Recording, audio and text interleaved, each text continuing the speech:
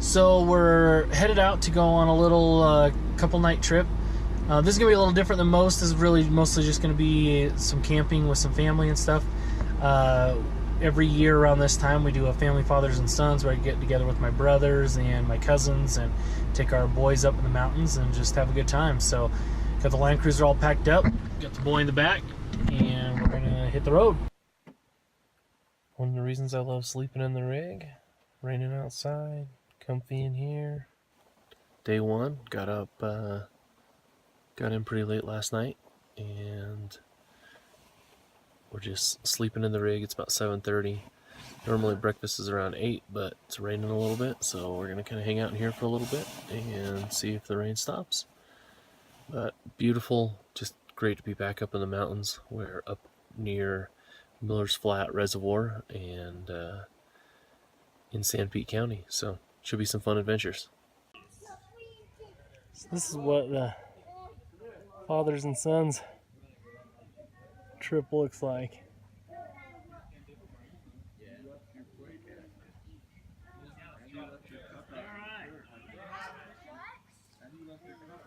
Alright, so we're gonna test out the audio in this new GoPro that I've got. But right now we're just out. We're gonna do a little short trip this afternoon, and then we're gonna do a bigger trip tomorrow. But we've been up here camping for a family fathers and sons, and I've been having a good time. It's been a little rainy today. We're just making the roads a little bit soupier, so should be cool though.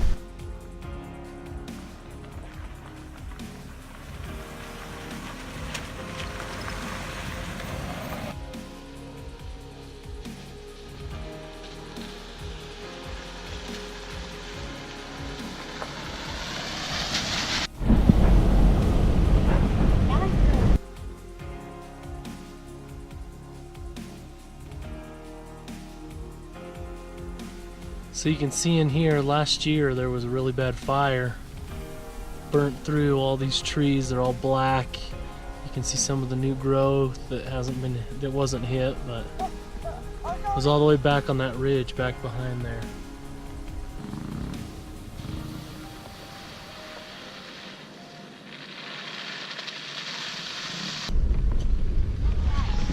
Potter's Ponds. Bunch of little camping areas. I do think you gotta pay to stay in these, which is funny because if you drive, you know, a few miles down the road, we're not even 2 miles from here. There's free camping, but there are pit toilets here and some things like that that often interest people. It didn't take long once we got past Potter's Ponds to start to run into some pretty muddy sections. This was just the type of fun we were looking for the afternoon, but we didn't know that this was going to be foreshadowing the rest of the day.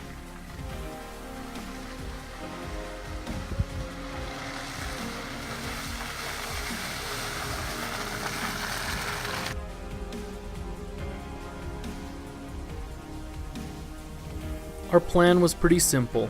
We were going to go on about a 50-mile loop from Miller's Flat Road, up Potter's Pond Canyon to Skyline Drive, and then down until we hit Ephraim Canyon and loop back around through Joe's Valley Reservoir. It should have taken just a few hours.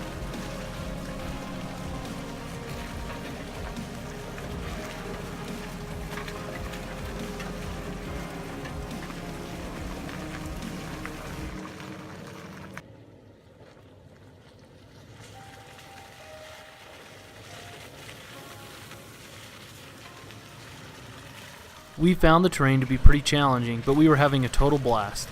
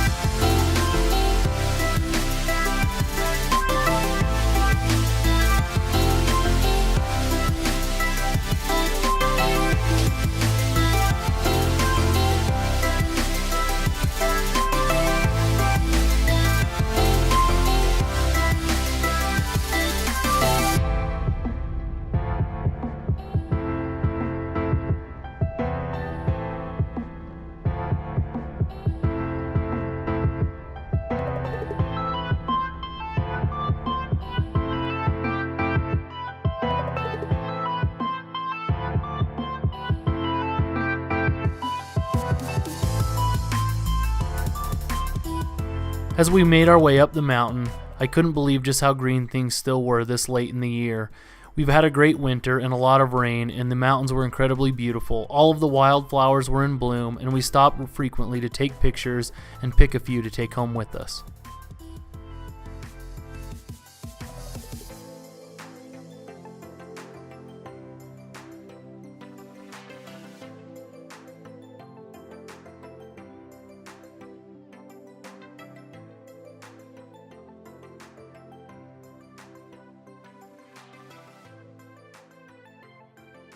Just got up on top of Skyline Drive. It was a pretty muddy trail coming up, but kids loved it.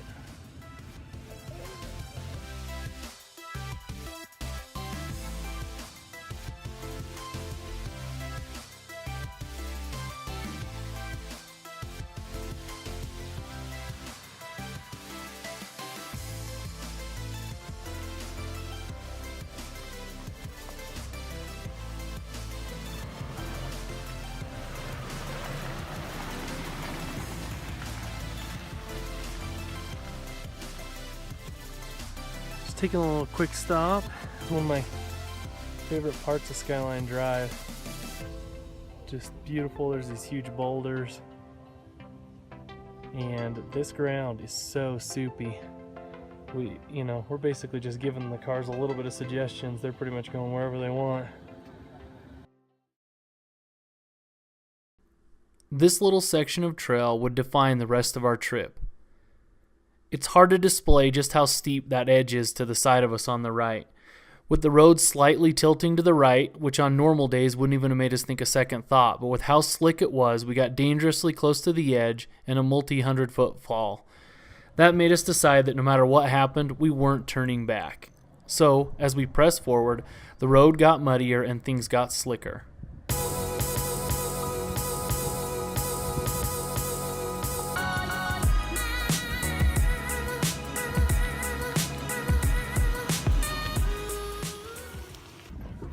So we're up on top of Skyline Drive, and it is so crazy muddy. It's just like soup.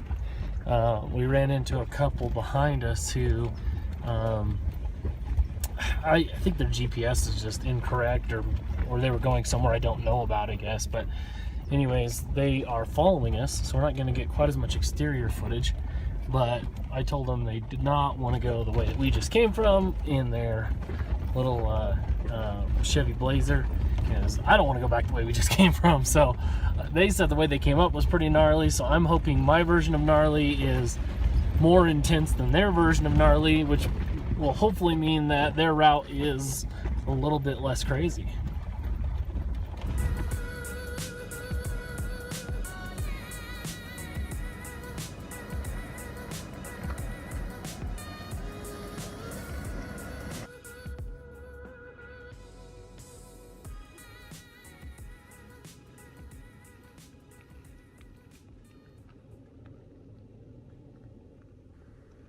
Despite having a great time, we found ourselves several hours behind schedule. After discussing the route that our new friends had just come up and deciding that it was too rough to go down, we pressed forward along Skyline Drive along our designated route. This proved to be a pretty big mistake.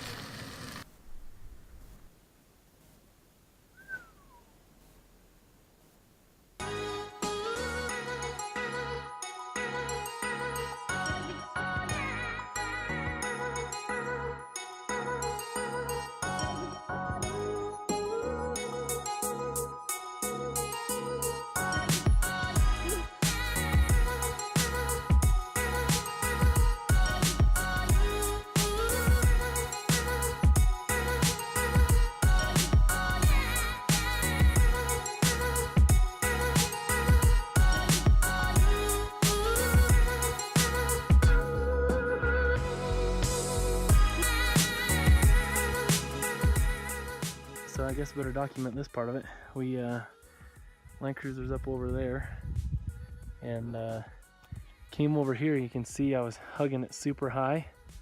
Still not enough. It's just super wet. It's rained a bunch. Slid down to about right here. It's a pretty good drop off down into this ravine, which we didn't want to do, so stopped and we're able to kind of dig a little bit of a rut to get ourselves out. So now we're doing vehicle number 2. Looking good. Keep hugging. You're all right. You're almost into the rut. Okay, your back tire's in the rut. You're good.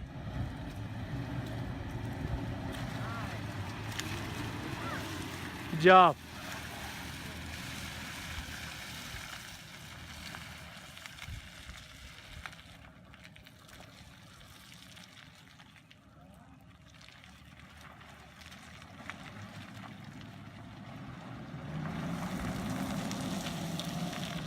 See how slick it is. It's just ice skating on top.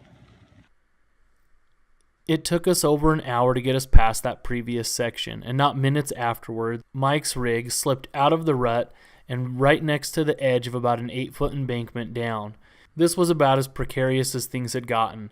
We weren't sure how we could proceed without having the back of his rig slide off of the edge. We decided it would be best if we got the boys out of his rig, and we did a little bit of digging to help dig a trench that could hopefully get him back inside of the rut.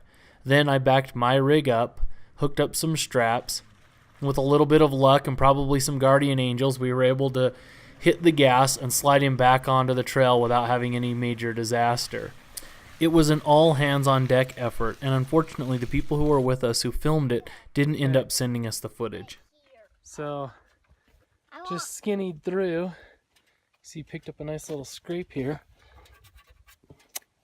That's no good. Let's see if we can avoid that on these guys' rigs. Well, we've dug out a little right here so we can get around the rock. The Forerunner is getting a little too close for comfort. Looking good. Go left a little more. You can't. There you go. Yeah, that digging out helped a ton. Start swinging. Oh baby, oh baby. Hold on, hold on, hold on, hold on, hold on. No. Jeez. Hold on. I think I made it. Dude, I think you're gonna make it by like literally a small, tiny. Ooh. Oh, hold on. Oh. Tiny little rub.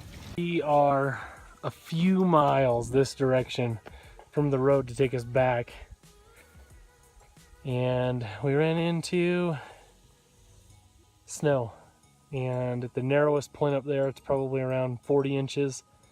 We'd have to dig out 10 to 12 feet in and down to make it work. So we are going to turn around and go back the way we didn't want to go. At this point, I was starting to worry. We'd already been on the trail for over 6 hours, which was twice as long as we had planned on being out. Luckily, we had plenty of provisions and supplies, so I knew we would be okay, but I was worried about other members of our family, fathers and sons group, coming to look for us on the trail at night. As soon as we got in a place where we had cell phone reception, I sent a text to as many people as I could, letting them know that we were fine, we had plenty of things, and that we were going to go down Spring Canyon Road and back around, and to not come looking for us in the dark. Thankfully, they got my message. I wasn't looking forward to going back over the 2 sections that had taken us so long, but luckily with the little ruts that we had dug and knowledge of the way that the trail was going to break and the way that the vehicles would handle on them, we actually made it through quite quickly and started to head down Spring Canyon Road before it got too dark. It still took us a few hours to go from Spring Canyon Road all the way back through to Joe's Valley Reservoir, where we could drop off our new friends to meet their family for a weekend of camping. We got back in finally last night after about 12:30, and it just was an incredibly wild trip. We ran into some people that needed some help. They ended up having some stuff that helped us. They were lost. We were able to get them back down to where they needed to be. We left around 1 o'clock yesterday. Got back around midnight, so it was pretty intense. Ran into some really soupy, slippery sections, a couple places where we almost went off the road and some things like that, but all in all, a pretty incredible adventure. We pretty much just pulled in and crashed, and now it's time to get up and start doing the rest of the stuff that we got going on Saturday. But if you like this video, please subscribe to our YouTube channel and check us out on Instagram at Backroad Exploration. Thanks for watching.